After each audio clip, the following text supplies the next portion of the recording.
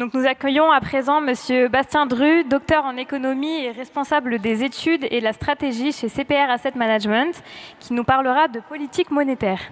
Monsieur Dru, la scène est à vous. Ok, merci beaucoup.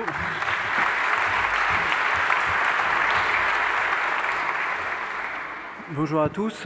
Je vais vous faire donc une présentation sur les 15 dernières années de la politique de la BCE, puisqu'il s'agit des 15 années du Master Trésorerie. Juste avant de commencer, 30 secondes, pas plus, sur CPR. Donc, je suis responsable des études économiques chez CPR Asset Management.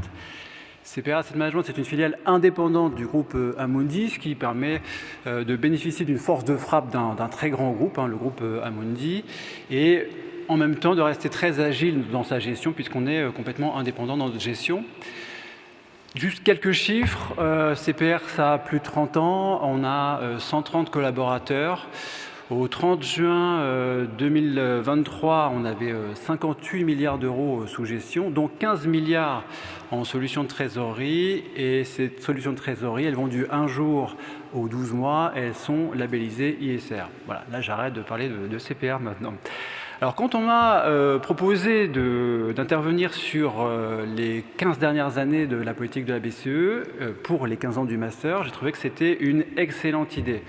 Pourquoi ? Parce qu'on vient, sur ces 15 dernières années, de vivre un cycle monétaire parfait, en fait, vraiment parfait, sur ces 15 dernières années. Donc, on a le Master a ouvert ses portes en septembre 2008. On en a déjà parlé dans la précédente table ronde, ce qui correspondait à la faillite de Lehman Brothers. À partir de là, toutes les banques centrales ont baissé leur taux directeur aux alentours de 0, et la BCE en particulier. Mais au moment où le Master a ouvert ses portes, on avait un taux de dépôt de la BCE qui était au plus haut de son cycle, à 3,25. On a eu toute une phase de baisse de taux directeur, enfin presque continue, comme vous pouvez le voir, sur les 14 premières années de la vie du Master. Et puis là, sur la dernière année, on a eu une forte augmentation des taux directeurs avec un taux de dépôt qui est repassé à 4%. Donc il y a, à la naissance du Master, eh bien, c'était la fin du cycle de hausse, et pour les 15 ans du Master, c'est la fin d'une nouvelle cycle de hausse, enfin, a priori, voilà. Donc, on a eu cette crise financière qui a été déclenchée par la faillite de Lehman Brothers en septembre 2008, qui a déclenché une sorte de récession mondiale. Donc ça a ponctué finalement la vie de la première promotion du Master Trésorerie. Les suivantes ont aussi été servies avec la crise de la zone euro. Donc ce qu'on a représenté ici, c'est les spreads souverains de l'Italie, de l'Espagne et de la France par rapport à l'Allemagne. J'ai mis la petite barre en pointillé, c'est la naissance du Master. On voit que la naissance du Master a vraiment coïncidé avec un changement de monde. Avant le Master, il y avait des spreads souverains qui étaient très faibles, et ensuite il y avait des spreads qui ont été parfois très élevés lors du pire de la crise de la zone euro, et puis qui sont devenus un peu plus élevés en rythme de croisière. Ça a été une crise financière, ça a aussi été une crise économique très profonde. Il y a eu notamment, pendant la crise de la zone euro, 7 trimestres consécutifs de contraction d'activité, donc quasiment 2 ans de récession en continu, c'est extrêmement rare. C'est très très fort, et ça a contribué à une hausse du taux de chômage, comme on va le voir sur le slide d'après. Et donc, bon, voilà, sur les deuxième, troisième, quatrième promotions du Master, ont failli assister à l'explosion de la zone euro, mais ça n'est pas arrivé. Donc, avec ces deux crises, la crise financière de 2008 et la crise de la zone euro, on a eu une augmentation du taux de chômage qui a été très importante à partir de 2008 jusqu'en 2012. Vous voyez ici, donc, j'ai tout remis en pointillé. La création du Master, donc à la création du Master, il y avait un taux de chômage qui était aux alentours qui était entre 7 et 8, et qui est monté au-delà de 12% en 2012. Et ensuite, comme vous pouvez le voir, il y a eu ça a mis vraiment un temps assez important pour avoir une résorption du chômage en Europe.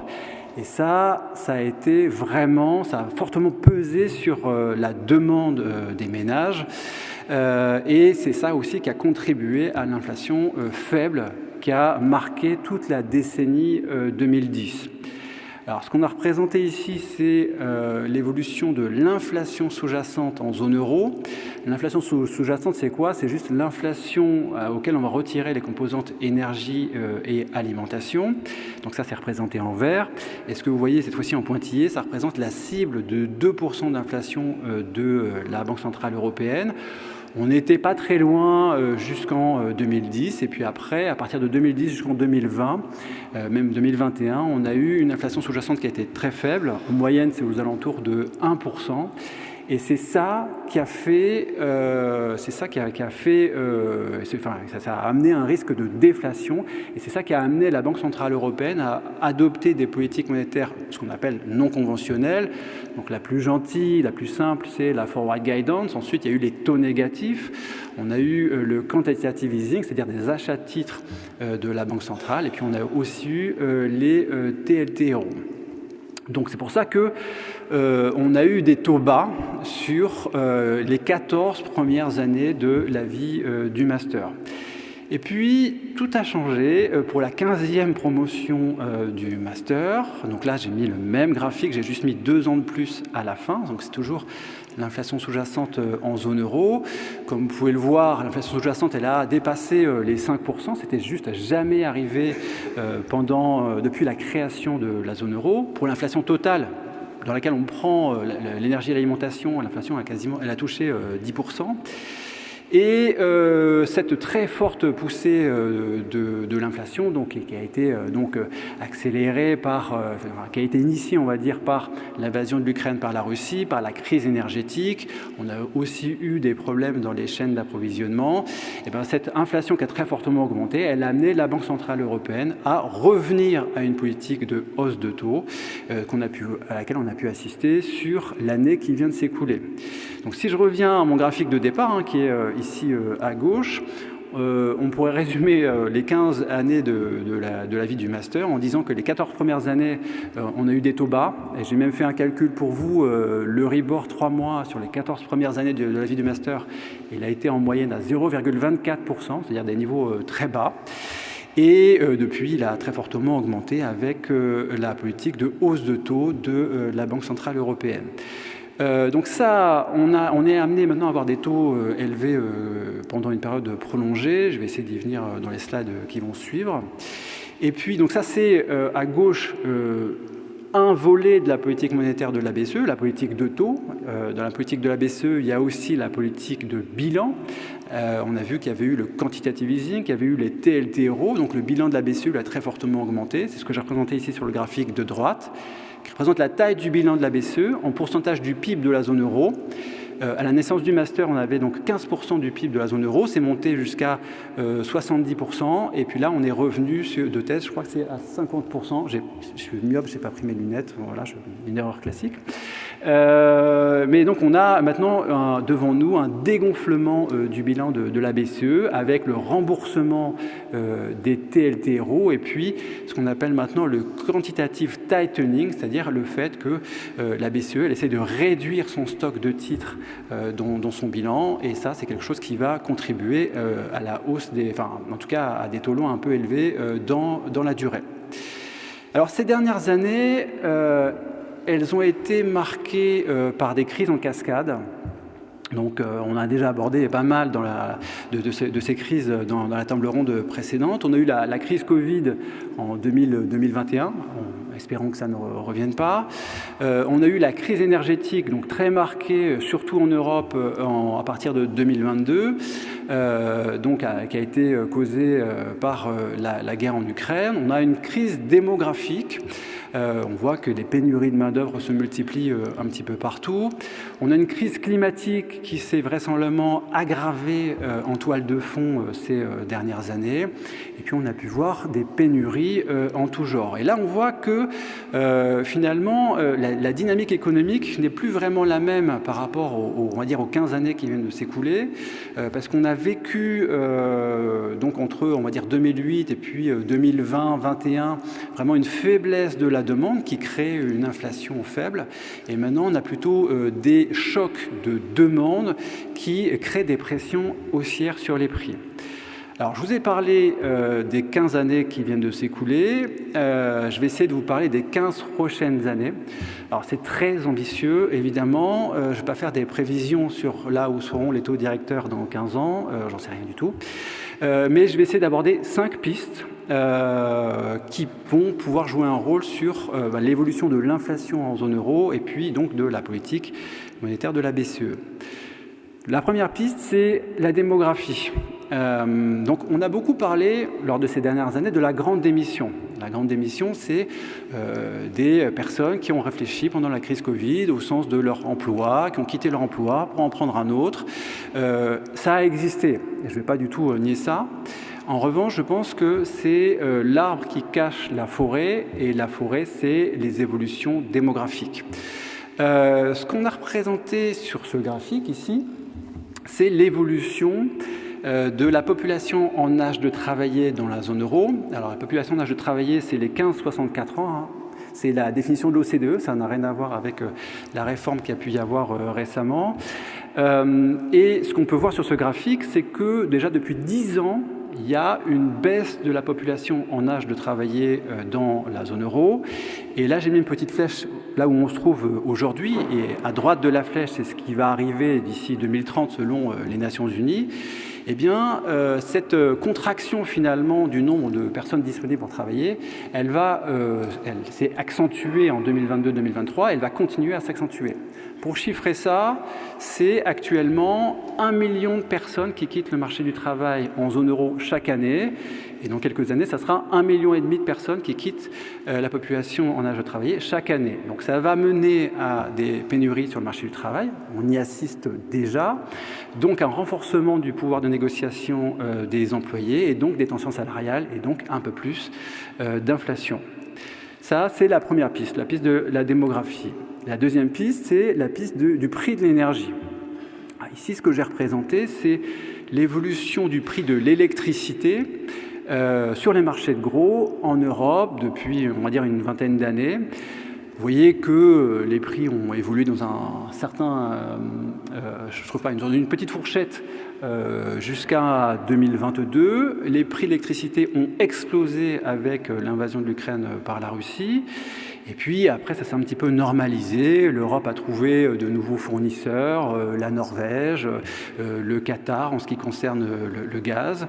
Et ça a permis un apaisement des prix du gaz et de l'électricité. En revanche, ce sur quoi je mettrais l'accent aujourd'hui, c'est là où on se trouve aujourd'hui. C'est là où j'ai mis la petite flèche rouge. On a aujourd'hui, même si les prix de l'électricité ont beaucoup baissé sur l'année qui vient de s'écouler, on a un prix de l'électricité sur les marchés de gros qui est presque 3 fois ce qu'il était sur les 20 dernières années, sur les 20 années qui ont précédé la guerre en Ukraine. Donc on a des prix élevés qui vont continuer. On a une transition énergétique qui va coûter cher. On sait qu'on va avoir besoin d'un tout un tas de matériaux de transition, de métaux de transition pour lesquels il n'y a pas eu forcément les investissements nécessaires et pour lesquels il va y avoir des pressions haussières sur les prix. Et c'est ce que la BCE appelle la greenflation. Le fait qu'on ait cette transition énergétique, ça va causer un petit peu plus d'inflation sur les années qui arrivent. Ça, c'était donc la deuxième piste. La troisième piste, c'est évidemment le climat. Ça, c'est un graphique que je n'ai pas fait moi-même. C'est l'évolution de la température moyenne au niveau mondial depuis 1979. Et ce que vous voyez en très plein noir, tout en haut, c'est l'évolution de la température moyenne au niveau mondial en 2023. Alors, on n'a évidemment pas les statistiques pour la totalité de l'année, parce que l'année n'est pas terminée, mais il est quand même, quand on voit ce graphique, très probable que 2023 soit de loin l'année la plus chaude qu'on ait jamais vue. Et ça, il y a des raisons de penser que c'est quelque chose qui va continuer à se détériorer sur les années qui arrivent. Et ça, c'est aussi quelque chose qui est important pour l'évolution des prix, notamment pour tout ce qui concerne l'agriculture.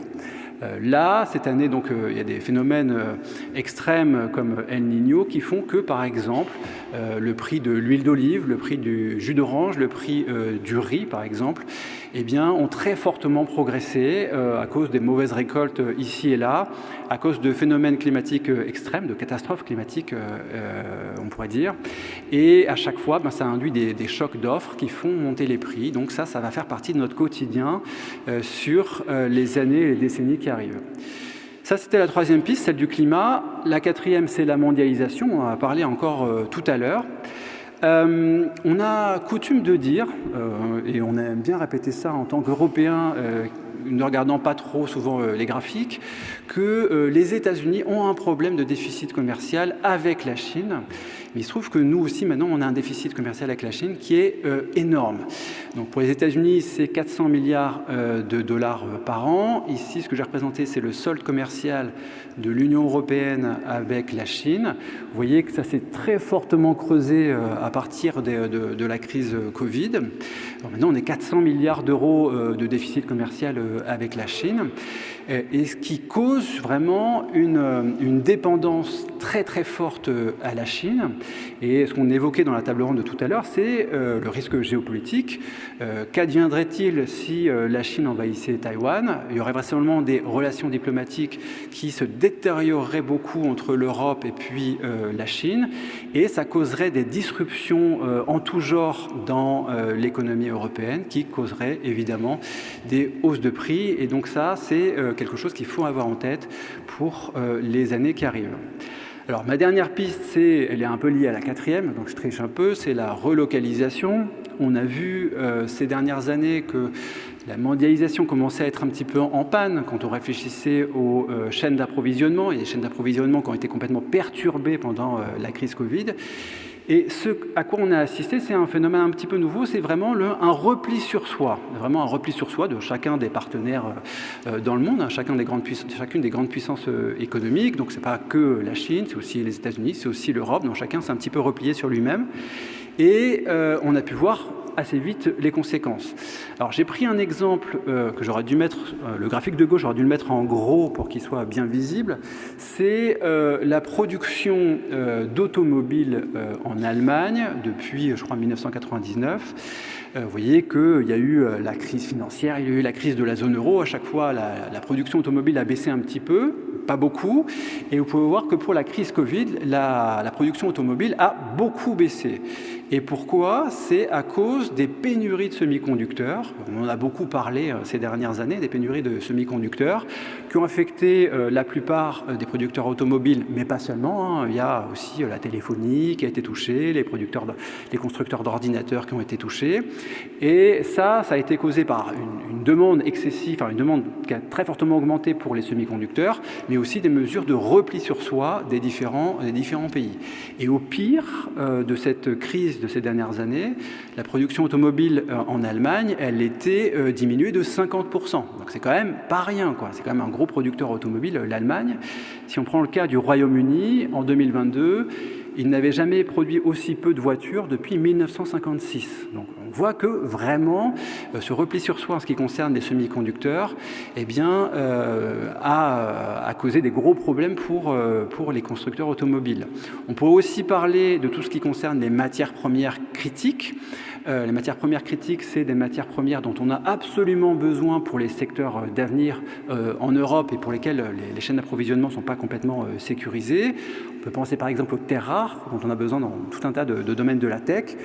Actuellement, l'Europe importe 100% de son consommation de terres rares qui viennent de la Chine. Et là, on voit qu'il faut travailler à la relocalisation de certaines activités, ce qui est en train d'être fait, par exemple sur les semi-conducteurs. L'Europe réagit aussi sur les matières premières critiques, mais cette relocalisation de certaines des activités va coûter cher et va amener aussi un petit surplus d'inflation. Alors, je vais terminer ma présentation en disant que le monde a changé avec, c'est une coïncidence, mais le monde a changé avec la création du Master Trésorerie en 2008, avec la crise financière de 2008, la faillite de Lehman Brothers et puis la crise de la zone euro. On a eu un excès, une très forte augmentation du chômage à partir de la création du master, qui a amené une très faible demande, qui a elle-même engendré une inflation faible pendant une décennie. Et ça a amené la Banque Centrale Européenne à avoir des politiques monétaires extrêmement accommodantes, ce qui a amené des taux très très bas.